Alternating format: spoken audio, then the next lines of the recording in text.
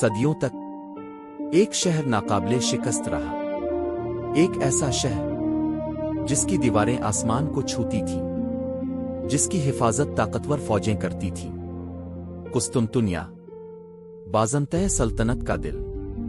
مگر پھر 1453 آیا اور تاریخ بدلنے لگی۔ شہر کی عظیم دیواروں کے باہر ایک نوجوان سلطان جنگ کی تیاری کر رہا تھا، صرف 21 سال کی عمر، لیکن خواب صدیوں پرانا۔ سلطان محمد فاتح، جب دنیا ناممکن سے ڈرتی تھی، وہ فتح کا خواب دیکھ رہا تھا۔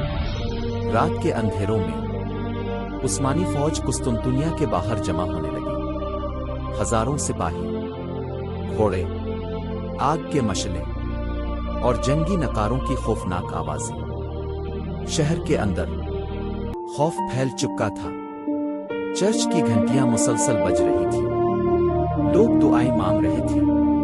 سپاہیوں کو معلوم تھا یہ ان کی آخری جنگ ہو سکتی ہے۔ پھر زمین کانپ اٹھی، عثمانی توپوں نے آگ اگلنا شروع کر دی۔ وہ دیواریں جو صدیوں سے کھڑی تھیں ٹوٹنے لگے، آسمان آگ اور دھوئیں سے بھر گیا۔ قسطنطنیہ کا محاصرہ شروع ہو چکا تھا۔ دن گزرتے گئے اور جنگ مزید خوفناک ہوتی گئی۔ تیروں نے آسمان کو ڈھانپ لیا، تلواریں ٹکرانے لگیں، بارش، خون اور مٹی ایک ہو گئے۔